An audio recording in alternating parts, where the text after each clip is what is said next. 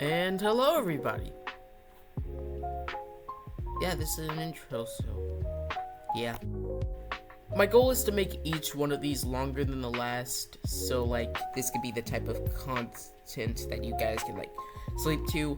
In fact, I think I'm planning on making one that doesn't have any music, so I don't know, I just find quiet stuff relaxing, so yeah. So I feel a good topic for today would be to look at my old art pieces and comics and, just see if they hold up to today. They most likely will not. Let's get started, shall we? So for my first drawing, I wanted to show this drawing of Goku. I think this is actually pretty good.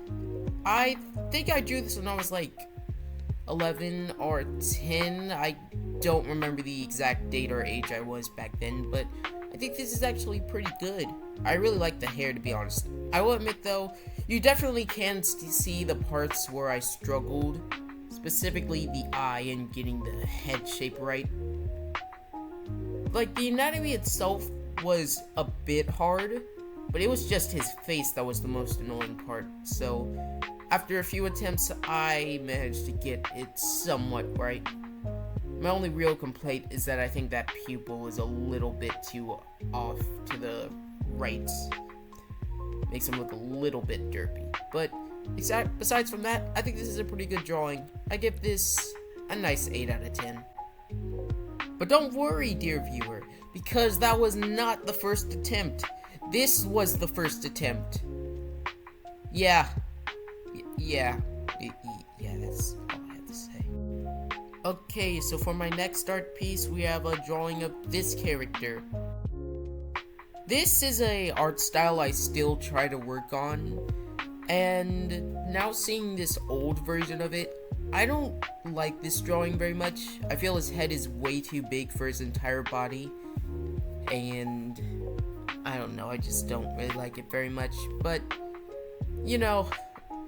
they can't all be winners, so I give this a little bit of a 7 out of 10.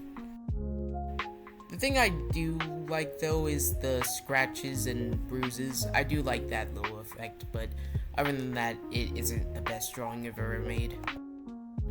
Okay, going into our first comic, we have this. Okay, this one's a bit of a doozy, so yeah. So I made this comic back in 7th or 6th grade. There's a reason I didn't swap those two around. And I co-produced this with a friend of mine that I will be naming Wally Willow because that's his nickname, and I don't want to reveal his actual name, so yeah. And pretty much we both did the art for this comic and the story, but I mainly did it, so yeah. In fact, fun fact about them, they go by they, them, by the way. They were actually the first person I actually showed my No Time for Jokes comic. The actual first person being AC Gamer, because he was there while I was making the comic. And he became a fanboy after that. He still wants No Time for Jokes. In fact, that's part of the reason I even created this channel in the first place. So, shout out to Wally Willow, and yeah. He's probably watching this video right now. I'm just gonna stop talking. So pretty much, this comic was about a potato who fights a tomato. Yeah, I know, pretty interesting premise, I know. This is the only real picture I have of this comic, because the actual notebook that I drew it in, I lost. I don't remember the exact, context of this, panel sequence, but all I do know is that it was meant to be a reference to my character's design, how I draw myself, as you can see from the silhouette. And you can also see my terrible attempt at hands. Holy, that is rough. Oh, Lord. Like, I don't think I'm the best at drawing hands, but I don't think I'm the worst. I think my whole reason for making this series was because, one, it would be easy to draw, and two, because it would just be a comedic premise, a potato versus a tomato, yada yada yada.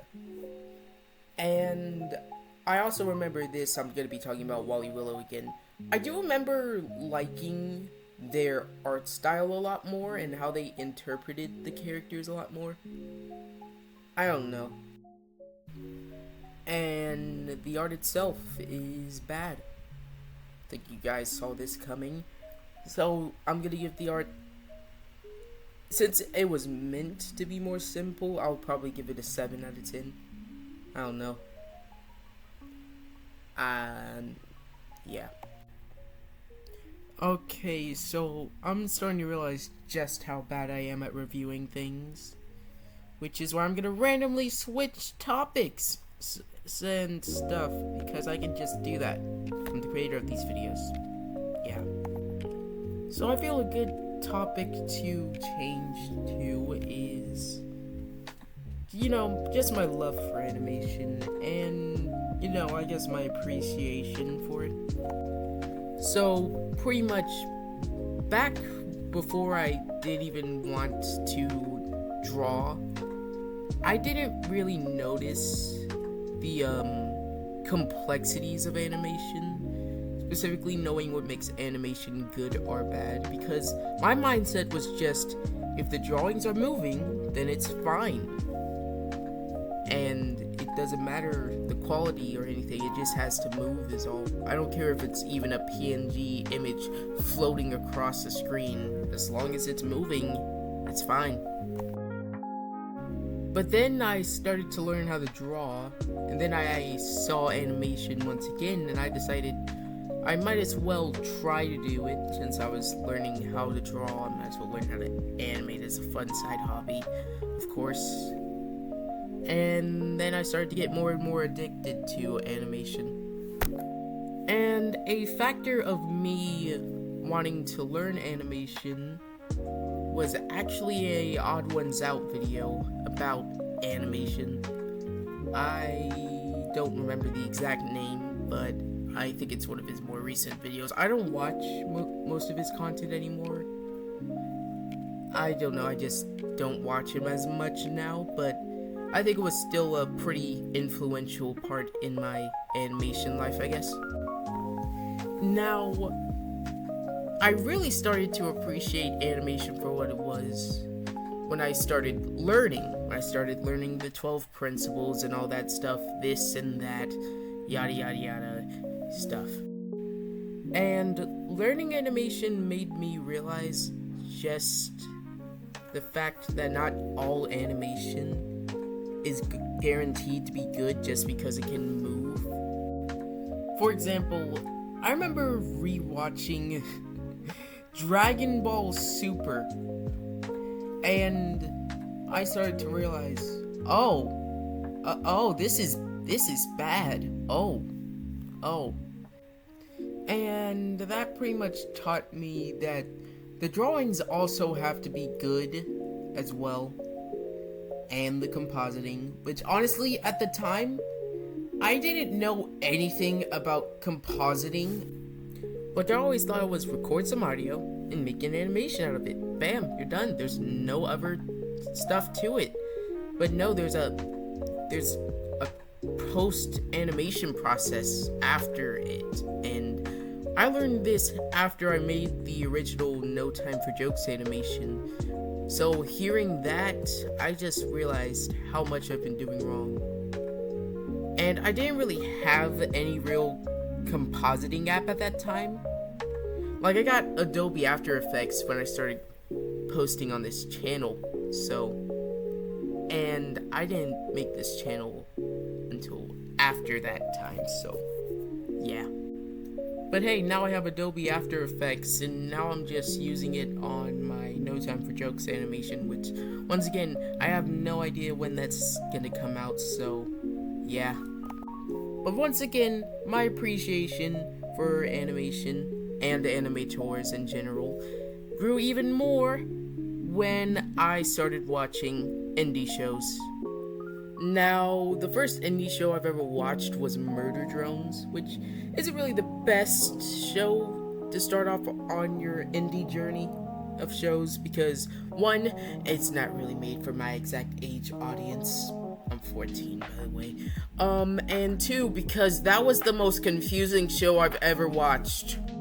Because I will say this, if I need to watch 2 analysis videos, not even 1, 2 analysis videos to understand your story, I think your story needs some improvements lore-wise. Like, the first episode, it was easy to digest because it was giving you less lore and confusing concepts. It was like pretty simple. And then the second episode arrived, and then the third episode arrived, and then it just slowly got more and more confusing as time went on. And then that's what led me to watch another analysis video, because I was not understanding any of that. So yeah, it wasn't really my greatest introduction to indie shows in general. I still think it was a pretty good show though. Now, the show that actually got me hooked on indie animation was The Amazing Digital Circus, and at first, I wasn't too fond of it. Like, I thought it was just a show that Glitch made to compete with the popularity of Murder Drones because of how popular it got. And I didn't really get hooked on it until episode 6, and then I started binge watching all the way from 1 to 6, and then I got hooked and became a fan.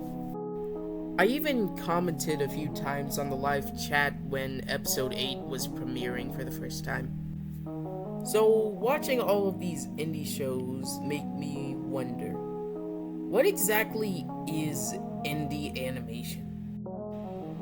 Researching this topic on what indie animation is helped me learn a bit about the process of animation studios and the problem with official animation studios. So, yeah.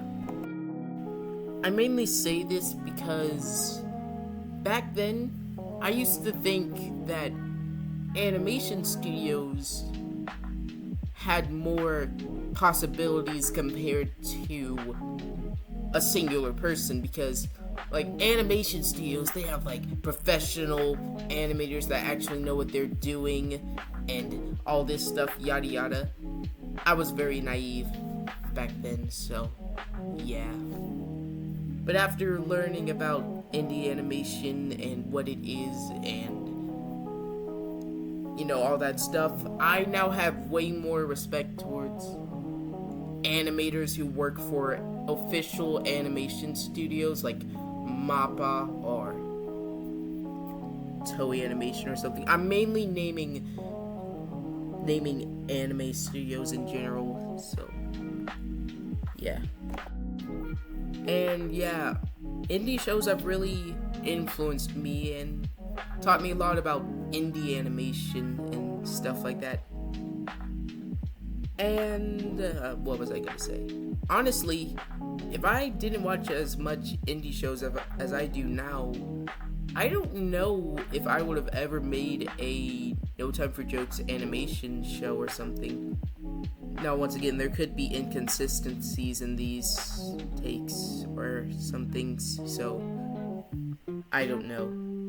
I'm not too confident when I speak, so just take what I say with a grain of salt. But yeah, now I'm making my own indie show, I guess, if that's how that works. And once again, it's going along well. It's at its 2-minute mark and stuff. I think I've said this before in a video, in another Talk and Draw already, but yeah, stuff. So yeah, once again, indie animation has influenced me a lot. Or I could just say Glitch Productions, because most indie shows I've watched involved Glitch Productions, usually. Okay, I think I'm probably gonna switch topics once again, and just say more updates, be more personal, I guess. I don't know. Okay, so I guess to start off, I'll just talk about the recent lack of animations because, as you know, I've been using these talk and draws to just give you guys more content as you're waiting on my less than a minute animations. Now, I usually like to get my animations done in the middle of the night on weekends because I get to stay up late on the weekends, and I usually like to get them done in one day since they're so short, and I just get to stay up making animations and watch random YouTube videos on the internet, so yeah. But after I took my animation break, I have been moving a bit more slower with my animations because I think I'm just trying to get back into the pace of it or something. I can't really give a real exact answer on why. I don't know, I just feel like I should. I also do want to make my animations a little bit longer. Like, nothing too drastic, but like going for more of like 2-minute animations or 3-minute animations. I think that would be fun. Like, I think the most amount of time I would put into an animation would be 5 minutes at most. And I mainly say 5 minutes so I could cram as much gags as I think would be possible into a singular topic or something. Because I love making gag videos or funny videos. Because it's nice. It's just satisfying to see my gags come to life in this like cartoony art style that I made. I don't know, yeah, it's just satisfying. It also puts my drawing skills to the test, and I think it serves as a pretty healthy challenge to see just how far I can take and exaggerated I can take my animations. It just gives off a nice euphoric feeling, especially when you're just loving the process of seeing your animation just come to life and it looking exactly the way you wanted it to look. Like, not everything is going to be perfect, of course, but it's usually just nice. But yeah, I've been just trying to take it more slow with my animations and stuff. And I've also been trying to be a bit more experimental with the things I animate, like explosions, as you can see in the sneak peek of the current animation I'm working on in this video. And some other things as well. I also do want to animate a fight scene one of these days. Because one, it would be pretty good practice for my show, and two, because I think it would be fun to do. Like, once I know enough of the basics of a fight scene or anything, I think it would be a fun thing to experiment with. Now, I think the next time I do a talk and draw, I think I'm probably going to record me animating a different animation, so I can just, how do I say this? So I can just prove that I've also been working on the other animations as well.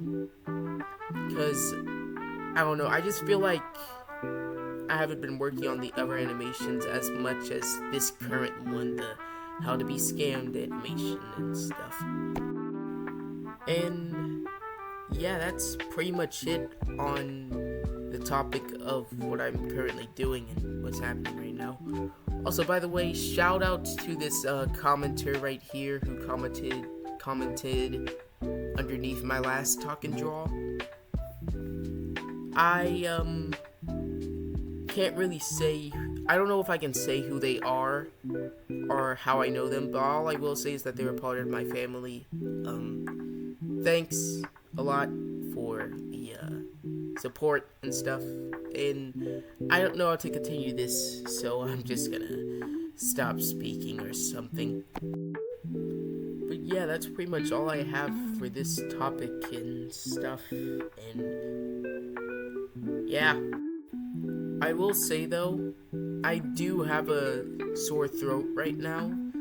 So if some of these recordings of me sound a little bit weird, then I'm sorry, I guess, but you know, I don't feel like re-recording these, so yeah. I usually like to get these out somewhere near night, so you guys can probably like sleep to this or just, chill and stuff. And it's also, I don't know, it just makes me feel relaxed. Well, I guess this is the talk and draw for today. I switched topics a bunch of times and stuff. These really help me with talking because I don't have a script and stuff, and I'm just gonna squeeze this last part in right now. Bye and stuff.